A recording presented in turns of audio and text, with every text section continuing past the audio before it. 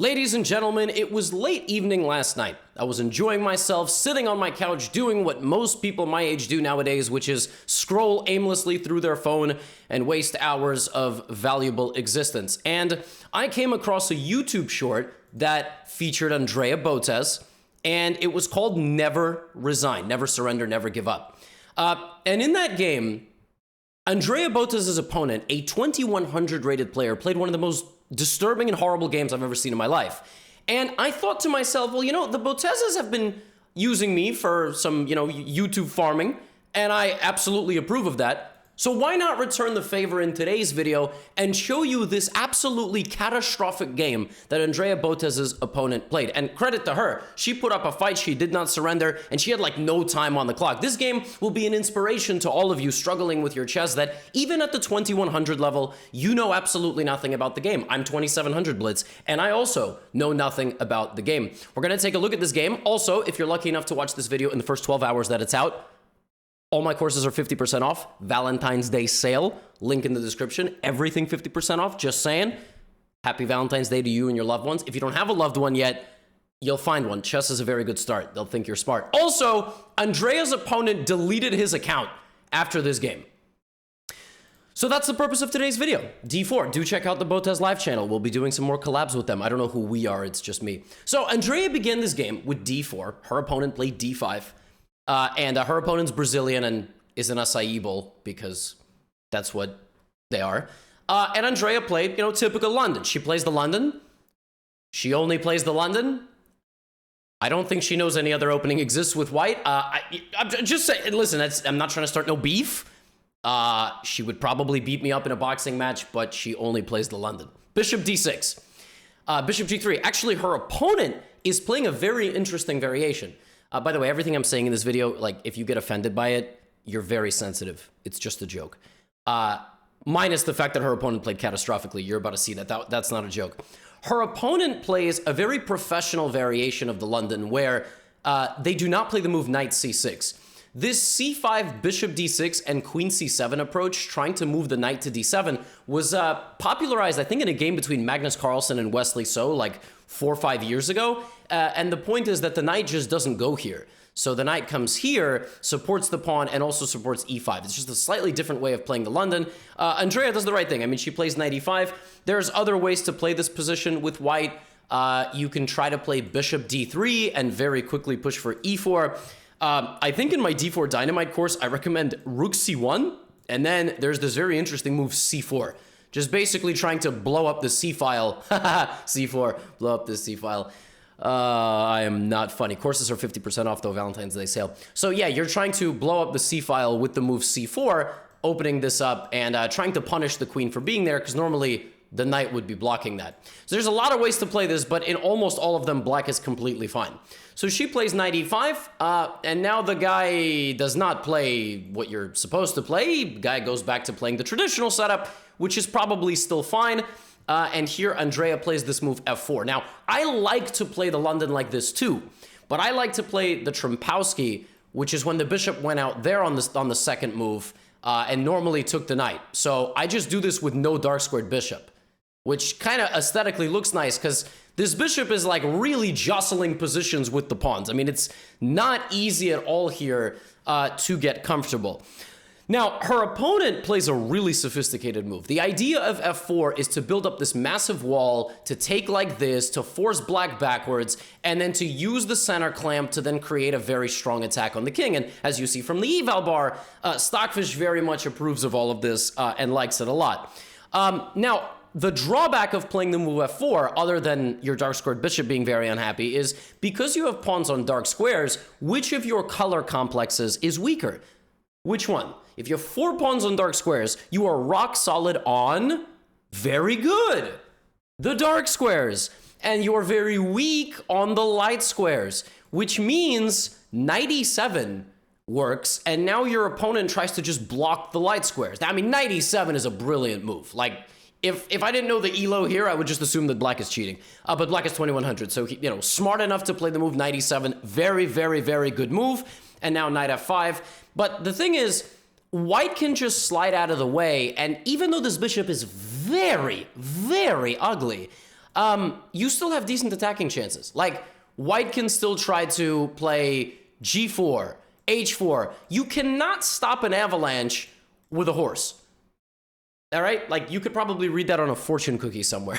You cannot stop an avalanche with a horse. Wow. I mean, this is like really true Gotham. I can already see the top YouTube comment of this video. It'll probably be me pinning my own comment about the Valentine's Day sale. But once that is gone, it'll probably be, quote, "You cannot stop an avalanche with a horse," unquote. And then it'll say dash Levi 2023. Yeah, so G4 is on the way.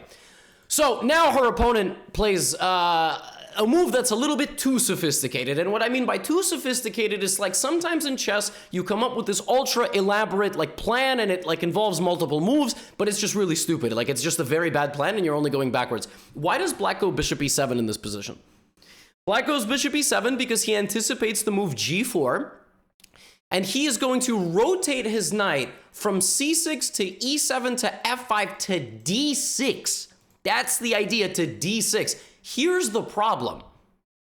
You're never going to get here, okay? Now, if white allows you to get there, yeah, that's really dumb by white, all right? That's not, white doesn't want that. So Andrea plays the move queen to f3. Now, here the engine gives pawn takes c5, queen c5, baiting the queen into a line of attack first, and only then playing queen f3, and then pushing for this attack.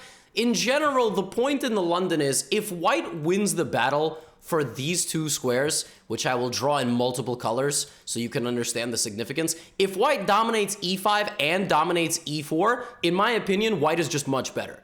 I don't care if the engine thinks it's equal, your opponents are not engines. Or maybe they are, in which case they'll probably get banned. Or maybe they won't, they'll just play for 6 months and then they'll get banned.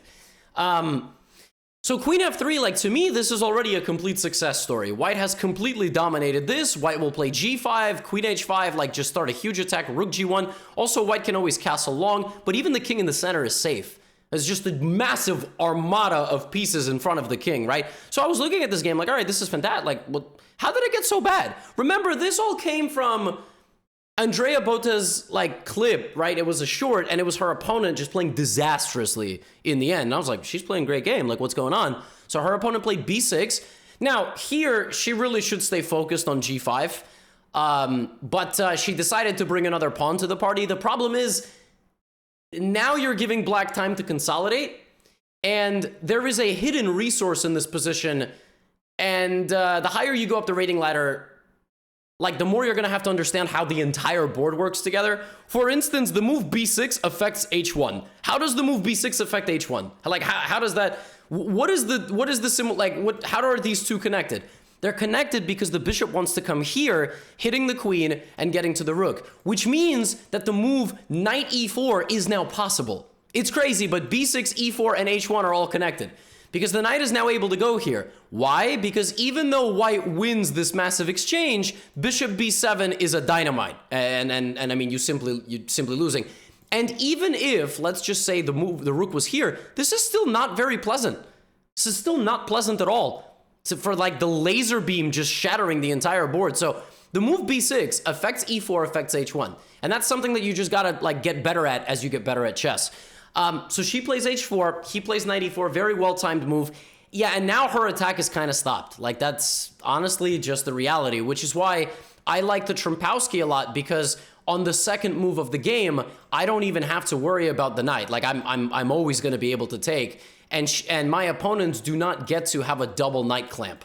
And God forbid black also plays f5.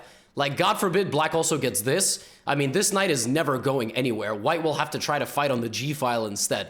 So, knight e4, and unfortunately, Andrea blunders here. She takes, and that's already losing. Just the first move is losing. The first move is losing because black just takes like this. Black is not going to take with the knight, hoping that he gets taken. Black just goes here, and it's a fork. And it is a fork. Under normal circumstances, that is not a fork, but you cannot take this. Because I just showed you knight e4 and queen e4. So, and bishop e7. Not just queen e4. Bishop e7 wins this. So, it's over. Black is just completely winning. Black is up a minute and a piece. She has to now go here and lose this. Most people resign here. It's -7. Most people resign. 1 minute on the clock, 2100 opponent, mad that they blundered a fork. They resign. She does not resign. And oh my God, thank the heavens she did not resign, because it turned into the greatest piece of content I've seen at like the 2000 level. You are not ready for what you're about to witness. Rook G1, Bishop B7, Queen H2, the guy's just coming in. Knight E4, D2 is a check.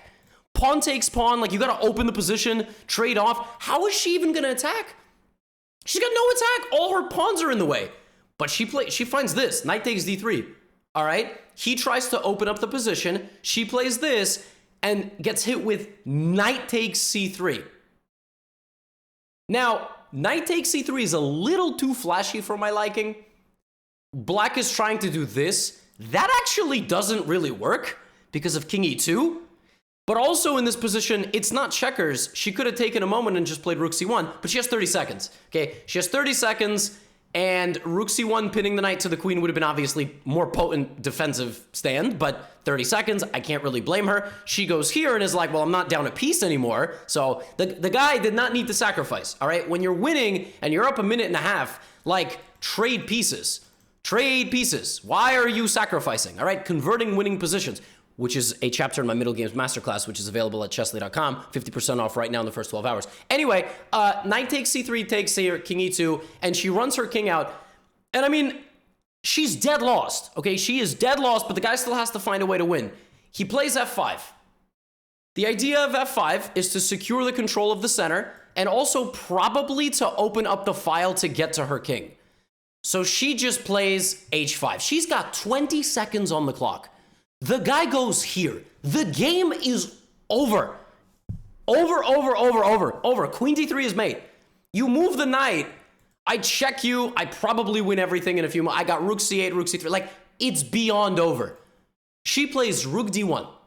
Okay? She has 18 seconds on the clock. Now, they're playing 3-2. So every time you make a move, you gain 2-second bonus. All right?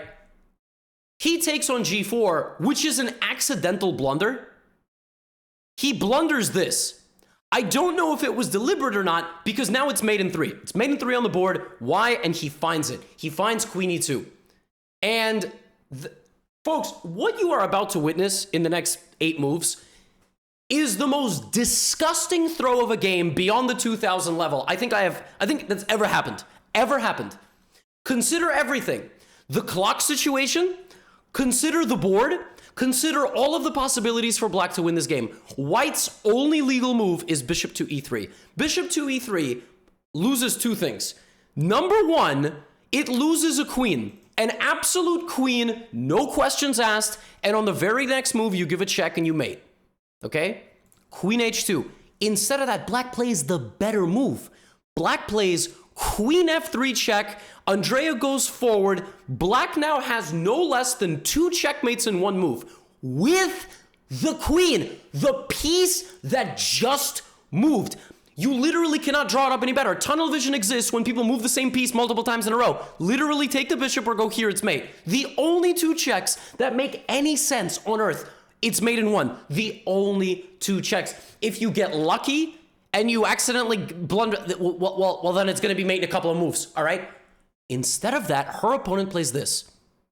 Her opponent, after this and this, spent 2 seconds on bishop f6. Not queen d5, not queen e3, but bishop to f6. God bless. Because she took the pawn. Now he has like 70 different checkmates in 3. He can give a check with this rook, with this rook, with the queen, with the queen. I mean, the king should not be that far forward. All right, he gives a check. King to f5. Not exactly the most accurate check. He can still take the bishop. He can play pawn to g3. He can even play the absolutely disgusting king f7. King f7 trying to get a pawn mate. Queen e4 doesn't quite work because the king escapes. And there's really no mate now, which is why he needed to get the other rook into the game, because after this king f5, any bishop move is mate. Any bishop move, except that one, is mate. You gotta just move the bishop and it's a discovered check and mate. Okay, he gave the wrong check. Fine, king f5. Now he plays g6 check.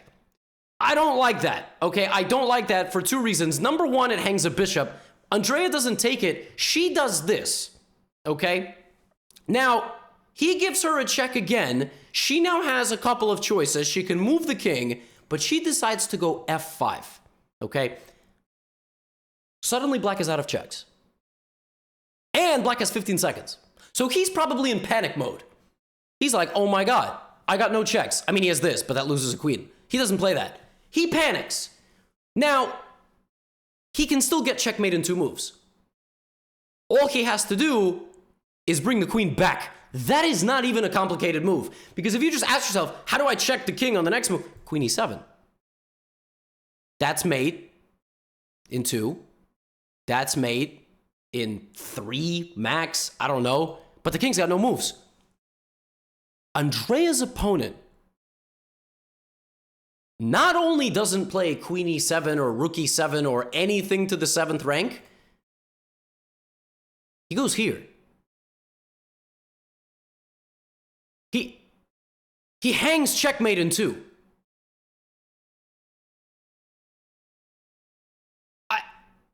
She even ended the game up more time. She ended the game with more time. I told you it's 2-second bonus. Like, bro, no wonder this guy deleted his. I mean, I am sorry, okay? But she had 13 seconds on the clock to a minute. The guy found queen e2. He could have won the queen. He could have played queen h2. He could have accidentally checkmated here. Those mates happened by accident. Just the last like 3 moves he made were with the queen. How? Okay, even here, just get closer with. But by the time he decided to give checks with the queen, it was too late, and she saved the king. And not only did she save the king, she won. Crazy. All right.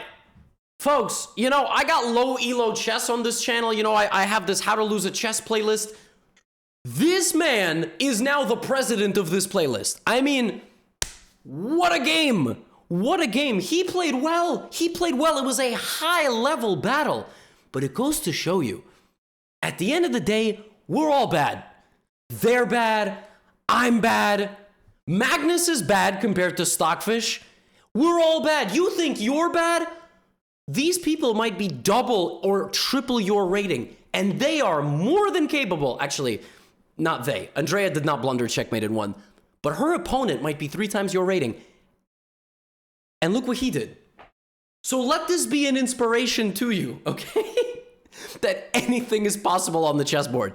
Doesn't matter if you're 700. It's gonna be like this for the next 2,000 points. The amount of times I've blundered checkmate in 1, I got so many clips on YouTube, on my clips channel of me doing it. Don't get discouraged. Chess is hard, all right? And this game just cracked me up. I was like, oh my God, I gotta do something with this. So shout out to Andrea for never resigning, for fighting on in a bad position, and she won the game. She could have resigned at any of these moments, and she didn't. So credit to her and credit to her opponent for putting on a good performance. Good performance by the opponent as well. And yeah, I'll see you in the next video. Get out of here.